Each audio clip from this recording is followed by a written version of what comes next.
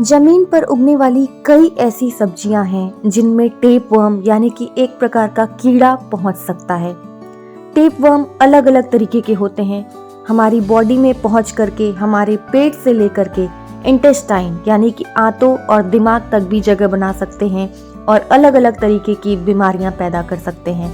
और केवल सब्जियों में ही नहीं बल्कि कुछ एनिमल मीट में भी ये हो सकते हैं। अक्सर आप लोगों ने देखा होगा कि लोग हरे धनिया को कच्चा ही ऊपर से डालते हैं, लेकिन ज़्यादा बेहतर है कि इन सब्जियों को और इन मीट को अच्छी तरीके से बॉईल करके और पका कर ही खाना चाहिए। खाने पीने की चीज़ों में अक्सर एक ऐसा कीड़ा होता है जो कि काफ़ी खतरनाक हो सकता है और इसे टेपवर्म यानी कि फीता कृमि के नाम से जानते हैं। ये खाने के साथ हमारे पेट में, आंतों में और फिर ब्लड फ्लो के साथ हमारे ब्रेन तक भी पहुंच सकता है। आमतौर पर लोग मानते हैं कि कीड़ा जो है पत्ता गोभी में होता है, आप लोगों ने सुना भी होगा, लेकिन रियलिटी ये है कि ये कई खाने पीने की चीजों में होता है। इसलिए जब भी इन चीजों का सेवन करें तो इन सब्जियों को या इस मीट को उबाल करके या पका कर ही खाएं। टेपवर्म यानी कि ये कीड़ा जानवरों के वेस्ट प्रोडक्ट यानी कि उनके मल में पाया जाता है और वहीं से ये पानी के जरिए जमीन में और फिर वहां से कच्ची और अधपकी सब्जियों या फिर अधपके एनिमल प्रोडक्ट्स के जरिए हमारी बॉडी में पहुंच सकता है। तो चलिए जानते हैं कि किन किन सब्जियों में ये टेपवर्म पाया जाता है और किस प्रकार के एनिमल मीट्स में भी ये हो सकता है। पालक। टेपवर्म का लार्वा पालक में भी पाया जाता है क्योंकि ये पेड़ पर न उग करके सीधा जमीन में उगता है और जिसे सीधा जमीन से उखाड़ करके खाने या फिर सैलेड वगैरह में यूज किया जाता है। इसलिए इससे बनी सब्जी के कम पके होने या फिर कच्चा खाने पर टेपवर्म का लार्वा सीधे हमारी बॉडी में जाने का डर बना रहता है। फूल गोभी। पत्ता गोभी वाला टेपवर्म यानी कि कीड़ा फूल गोभी में भी पाया जाता है क्योंकि ये भी जमीन में ही उगती है।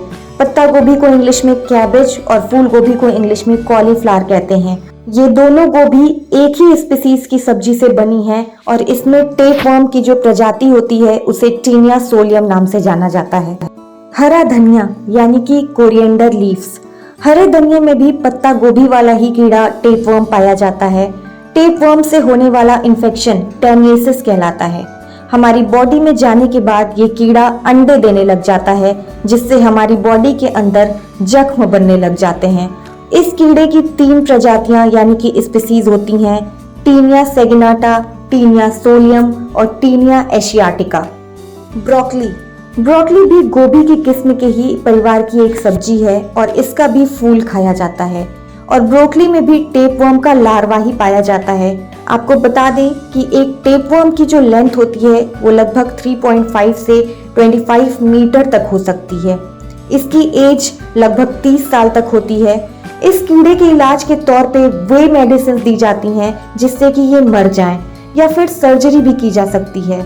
इस कीड़े की 5000 से ज्यादा प्रजातियां बताई जाती हैं। केल। केल भी गोभी की ही एक किस्म होती है। ये फूल और पत्ता गोभी के खाद्य पत्तों से ही उगाई जाती है। इसमें भी टेपवर्म पाया जाता है। ये कीड़ा हमारे लिवर में पहुंच करके सिस्ट बनाता है जिससे पस हो जाता है। ये आंखों में भी आ जाते हैं और ये कीड़े हमारे पेट के आहार को ही अपना भोजन बनाते हैं। जिस व्यक्ति के दिमाग में ये पहुंचते हैं उसे दौरे पड़ना शुरू हो जाता है। स्टार्टिंग में इसके कोई सिम्टम्स नहीं दिखाई देते, लेकिन हेडेक, थकान, विटामिन की कमी होना जैसे कई सारे सिम्टम्स धीरे धीरे दिखाई लगने लग जाते हैं और हमारे दिमाग में अंडों का प्रेशर इस कदर तक बढ़ जाता है कि हमारा दिमाग तक काम करना बंद कर देता है। मछली। मछली में डाइफाइलोबोथ्रियम टेपवर्म पाया जाता है। ये टेपवर्म की एक जीनस होती है। मछली से टेपवर्म ह्यूमन बॉडी में जाने के चांसेस तब ज्यादा होते हैं जब मछली को अधपका खाया जाता है और इस तरीके के टेपवर्म पानी के उन मेजबानों में पनपते हैं जो पानी के छोटे जीवों समेत मछली को भी खा जाते हैं। पोर्क।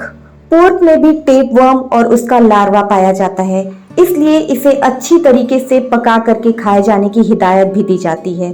चीन में एक केस सामने आया था जिसमें एक पर्सन था, उसके बॉडी में सूसी यानी कि चाइनीज डिश जिसमें नॉनवेज भी डलता है, उसकी बड़ी मात्रा में सेवन के बाद टेपवर्म से छलनी हो गया था। पोर्क टेपवर्म टीनिया सोलियम नाम से भी जाना जाता है। बीफ।